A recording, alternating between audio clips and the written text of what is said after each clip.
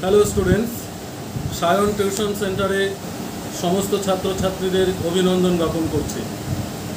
আজকে তোমাদের সামনে থার্ড সেমিস্টার মেজর সাবজেক্ট যাদের রয়েছে, মেজর বাংলা যাদের রয়েছে, বিশেষ করে তাদের সিলেবাস সম্পর্কে আলোচনা করছি। প্রথমে তোমরা জেনে নাও যে যে যে বিষয়ে মেজর থাকুক না কেন, তোমাদের এবারে কিন্তু মেজর 3টা পেপার পড়তে হবে।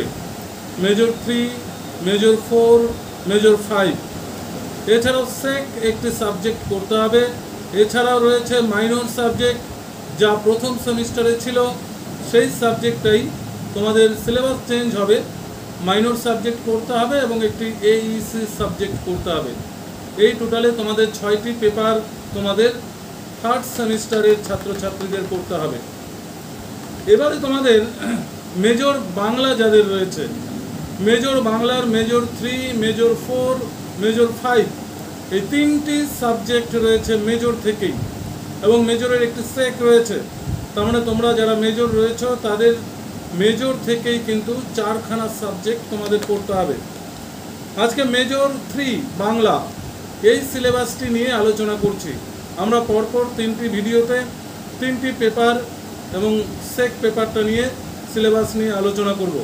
আজকে মেজর 3 যে পেপারটি রয়েছে বাংলা, সেই বাংলা বিষয়ের সিলেবাস নিয়ে আলোচনা করছি। তোমরা এবার মনে রাখবে, বাংলা মেজর যাদের রয়েছে মেজর 3 সাবজেক্টে এবার কিন্তু পুরোটাই গ্রামাটিক্যাল কোশ্চেন। এবার প্রচুর ব্যাকরণ রয়েছে তোমাদের। মেজর 3 যে রয়েছে তোমাদের মূলত 9টি টপিক রয়েছে। তোমরা একে একে শুনে নাও, প্রয়োজনে তোমরা লিখে নিতে পারো। প্রথম রয়েছে ইন্দো ইউরোপীয় ভাষা থেকে বাংলা ভাষার উদ্ভব কিভাবে হয়েছে তার সামগ্রিক আলোচনা করো।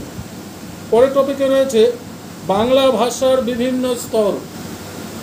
বাংলা ভাষার যে 3টি স্তর রয়েছে, প্রাচীন বাংলা, মধ্য বাংলা এবং আধুনিক বাংলা, এই 3টি স্তর সম্পর্কে তোমাদের কিন্তু পড়তে হবে। এরপর রয়েছে বাংলা উপভাষা। তোমাদের যে 5টি উপভাষা রয়েছে, রাঢ়ী, বরেন্দ্রী, বঙ্গালী, কামরূপী, ঝাড়খণ্ডী, 5টি উপভাষার ভৌগোলিক অঞ্চল, তাদের ধ্বনিতাত্ত্বিক বৈশিষ্ট্য ও তাদের রূপতাত্ত্বিক বৈশিষ্ট্য তোমাদের সিলেবাসে রয়েছে। এরপর রয়েছে বাংলা ধ্বনিতত্ত্ব।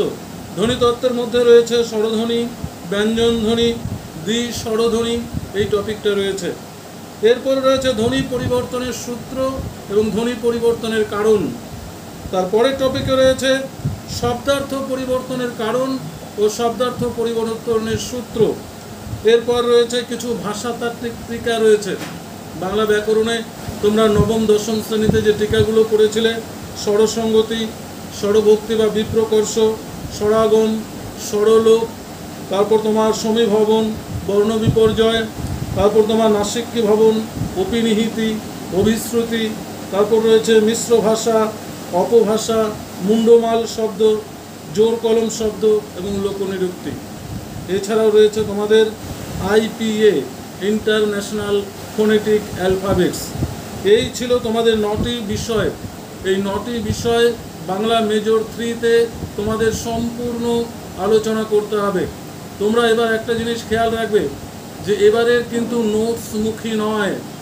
তোমাদের যে সিলেবাসটা রয়েছে পুরোটাই ব্যাকরণ, আর ব্যাকরণ কখনো নোটসের আকারে ওইভাবে মুখস্থ করা যায় না। যারা যতটা সেন্টারে ক্লাস করবে, সে অনলাইনেই হোক আর অফলাইনেই হোক, তোমাদের প্রতিনিয়ত ক্লাসে কিন্তু টপিকগুলো বুঝে নিতে হবে। তাহলেই দেখবে ওই মেজর 3-র যে গ্রামাটিক্যাল কোশ্চেন রয়েছে সেটা কিন্তু তোমরা কমপ্লিট করতে পারবে।